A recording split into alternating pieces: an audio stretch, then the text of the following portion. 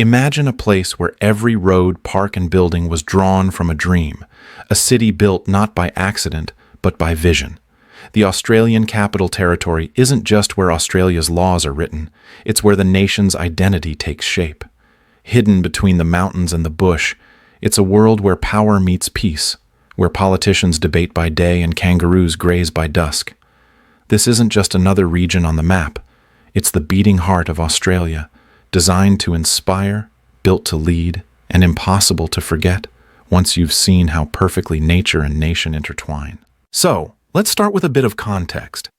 The Australian Capital Territory sits right in the southeastern corner of the country, carved out of New South Wales. It's small, tiny actually, compared to any Australian state.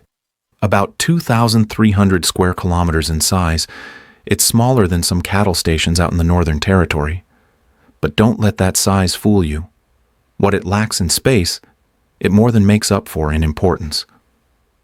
The ACT is home to the nation's capital, Canberra, which serves as the political, administrative, and symbolic heart of Australia.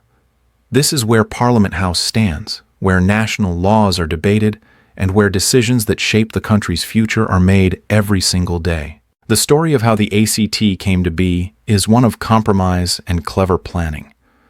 When Australia federated in 1901, the newly united country needed a capital.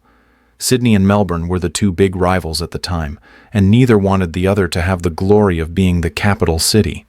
So the solution was simple: pick a neutral spot somewhere between the two, and that's exactly what happened. In 1908, after years of debate, a site was chosen about halfway between Sydney and Melbourne, in a cool, hilly area of New South Wales. The land was officially transferred to the Commonwealth in 1911, and from that moment, the Australian Capital Territory was born.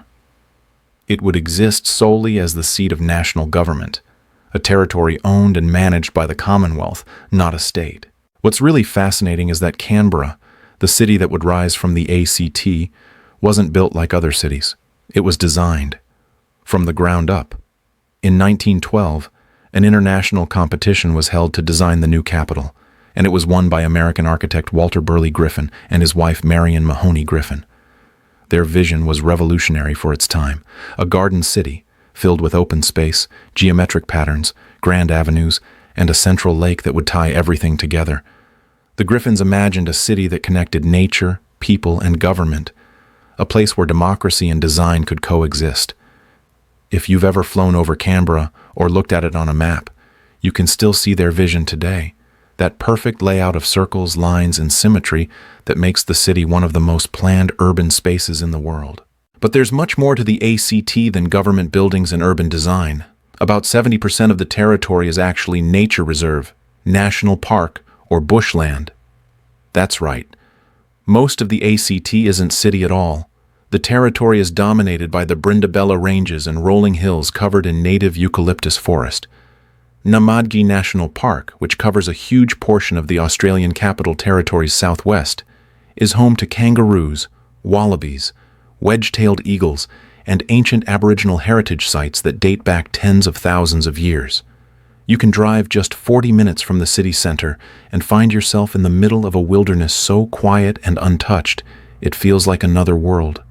That balance between the built environment and the natural landscape is one of the ACT's most defining traits. It's the kind of place where you can spend the morning sitting in a government meeting and the afternoon hiking through alpine forest without leaving the territory. Now let's talk about the people who live here, because the ACT has a very distinct vibe compared to other parts of Australia. The population is just over 450,000, most of them living in or around Canberra. The people here are highly educated. The ACT consistently ranks as one of the most educated regions in Australia. And that's not surprising when you think about who lives here. Many residents work in government, law, research, defense, and education. It's home to several major universities and research centers, including the Australian National University, which is world-renowned. That means the ACT attracts people from all over the country and the world, giving it a cosmopolitan and diverse atmosphere, even though it's smaller than most capitals. Life in the ACT is a mix of calm, culture, and intellect. It's often described as clean, organized, and balanced, with the efficiency of a government city, but the heart of a small community. Traffic is mild, parks are everywhere, and the air quality is some of the best in the country. The layout of the city means that even in residential areas, you're never far from a green space or a lake. Lake Burley Griffin, the massive artificial lake at the center of Canberra, is a perfect example of this balance. It's where people walk, cycle, paddleboard, or just relax by the water, and it ties the whole city together. When the sun sets over the lake and Parliament House lights up in the distance, it's one of those moments that remind you why the city was built this way: harmonious, thoughtful, and deeply connected to its landscape. Of course, the ACT is also a cultural hub. It's home to some of the most important national institutions in Australia: the National Gallery of Australia, the National Museum, the National Library, the Australian War Memorial. These aren't just buildings, they're living stories of the nation. They hold art, history, and memory, and they're open to everyone. And what's beautiful about Canberra is that you don't need to be a tourist to appreciate these places. Locals visit regularly, especially during events like Enlighten Festival, Floriade, and the National Multicultural Festival, where the city comes alive with lights, flowers, and food from around the world. There's always something happening. Concerts by the lake, markets, food festivals, and exhibitions that make the ACT feel vibrant even though it's one of Australia's smallest territories. The economy here is a bit different too. While other states rely heavily on mining, agriculture, or tourism, the ACT's economy revolves around public administration, education, and services. The government is the largest employer, but the private sector is growing fast, particularly in tech, consulting, and renewable energy. Because the ACT is small, it's also very forward-thinking. You'll see a strong emphasis on sustainability, clean energy, and innovation. In fact, the ACT was one of the first jurisdictions in Australia to achieve 100% renewable electricity. That's right, it runs entirely on renewable energy. That's a huge achievement, and it shows how the territory is leading by example in tackling climate change and building a greener future. Now, let's talk about the lifestyle, because honestly, this is where the ACT surprises a lot of people. It's not all politics and policy. It's actually a brilliant place to live. The food scene is underrated but incredible.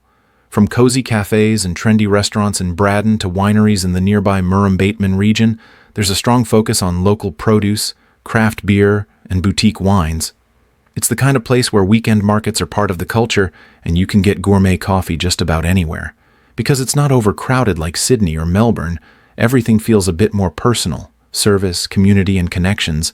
And if you're into outdoor life, the ACT is paradise. Hiking, cycling, kayaking, snow trips to the nearby mountains in winter, it's all within easy reach. Culturally, the ACT also reflects its indigenous roots. The land belongs to the Ngunnawal people, and their connection to it runs deep. Many landmarks, trails, and cultural sites across the territory tell stories of the First Peoples' traditions, spirituality, and care for country. Modern Canberra acknowledges this heritage with respect. You'll hear acknowledgements of country before events, and many public artworks honor Indigenous history. It's part of what makes the ACT feel grounded, despite being the center of modern government. Now, it's not all perfect. The ACT has its quirks and challenges too. Housing can be expensive compared to regional Australia, mainly because land is limited.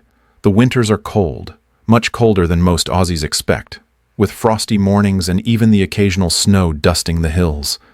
Some people find it a bit too quiet or too bureaucratic, especially if they're used to the hustle of Sydney or Melbourne. But many who move here end up falling in love with the quality of life. It's the kind of place that grows on you, where things just work, where you can breathe, and where you can actually have a balanced lifestyle without giving up career opportunities. One of my favorite things about the ACT is how it constantly reinvents itself. New precincts like Kingston Foreshore have transformed into vibrant waterfront communities filled with cafes, art, and nightlife.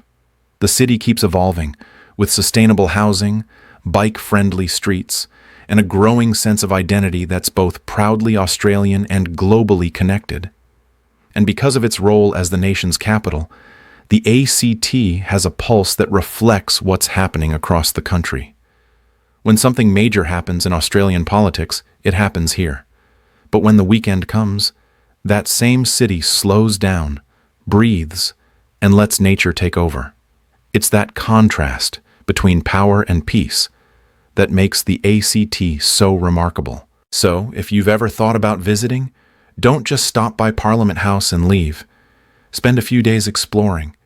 Walk around Lake Burley Griffin at sunrise, visit the galleries, hike in Namadgi, and have dinner in Braddon. Talk to locals. You'll realize this place has more heart than people give it credit for. And if you're thinking of moving here, you'll find a community that's welcoming, forward-thinking, and filled with people who genuinely care about their city and country. At the end of the day, the Australian Capital Territory isn't just a piece of land carved out for politics. It's a living experiment in what a planned, balanced, and thoughtful society can look like. It's where decisions meet design, where nature meets nation, and where every hill and building has a story. It's small in size, but mighty in meaning. And if you look closely, it tells the story of Australia itself, built on compromise, vision, and the hope of a better future. So, that's our deep dive into the Australian Capital Territory. If you found this video interesting, don't forget to give it a thumbs up and subscribe for more in-depth Australian stories, travel insights, and cultural explorations. Drop a comment below. Have you been to the ACT or Canberra? What surprised you most? I love hearing your experiences. Thanks for watching. And remember, wherever you go in Australia, there's always more beneath the surface. Stay curious, stay safe, and I'll see you in the next one.